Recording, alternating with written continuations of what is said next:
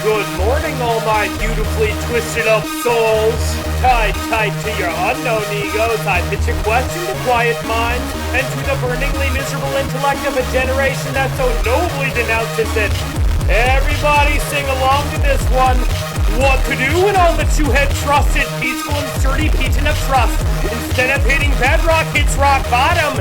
Pitiful python, sizably deadly but venomless. Dead weight needs a sizable impetus, but the man that you had lain with is now a pack of wild horses. Some say cut your losses. Hard pill to swallow when suddenly all analogies are out the window, and suddenly all your similes are like galoshes, trailing all your dirty weather up and down your quiet carpeting, and in a moment you can only think to strip your mind of all its heavy winter layering. Sit peaceful now when you're all together. Each and every minute of your mini-mangled mix of metaphoric rambles leads you to believe you've been deceived, and that you mustn't miss a beat in trampling your only biggest enemy right under your own 2 feet. That pill ain't so damn hard to swallow, but something now you eagerly greet. And this blind leader you humbly follow, and this sick poison you readily eat. Will it make my nagging insides fly away from me? And I answer only if you're willing to flitter away all conscious choice on these. Now tell 'em, make a little fold on a page in your book. Put you on hold for a dirty little look.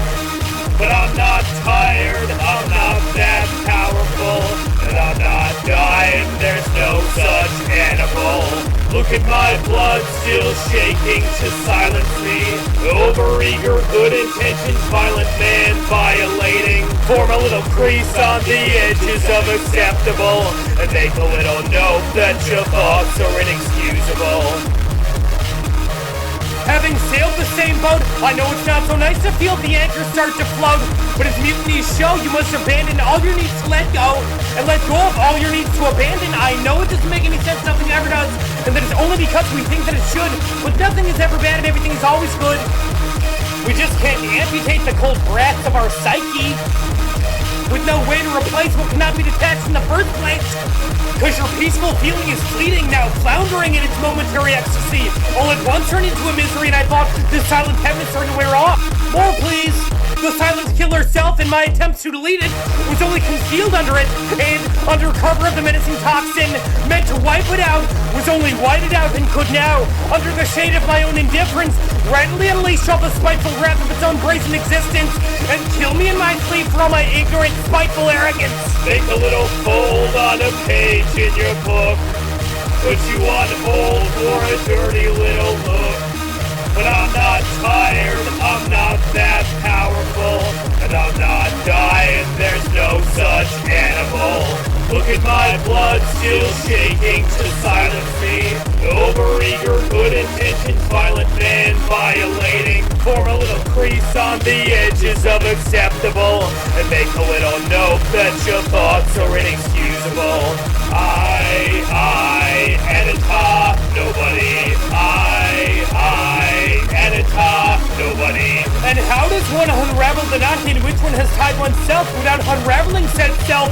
And yes, we may ask the question in a calm kind of earnest, but is it not in fact the burningest notion of all, namely the sudden unraveling of decency in favor of tranquility, medicinally inducing me produce a kind of reverse rapidity, a sudden and very quick slowing down of all my wits? And while I was for a number of minutes in a bliss and in an indescribable peace, I had only to be reminded of the clamoring world directly above me, my silent sea, my still ocean. But my poor scapegoated ego in exile, little anchor, now felt such anger, meant to make me feel the murderousness of all the meaninglessness I had imprinted on its existence. In other words, it saw that I sought to suppress a bottomless pit, and the absurdity inherent in this. For emptiness cannot be forced down, will not succumb to force for the sake of what you call real, over and above it. Will not stand for force for the sake of force, but perhaps for the sake of farce may make you repent a little for belittling the only wits you have left within you. So never believe for a moment that you can outwit that gaping, glaringly actual nothingness inherent in all your attempts at betterment, because believe me, son, all this silliness will only lead to bitterness. Our wits will always outwit us. They will always come out still sitting on top of us, and there will never be any doubt ever whose ego had the better of the most diabolically confused attempt to blot it out to its bloody end. I should have left, as the wisely careless say, well enough alone, and held my fallible little ego as something to own. Oh, and it's nearly impossible, but still so admirable, I will own my blown-over ego, instead of owning up to an inescapably feeble and failed attempt to let go of it. Burning and miserable intellect, I'll slow down to reattach it. So good night, my burning egos. Let he who sleeps the soundest cast the first stony glare of distrust and indifference.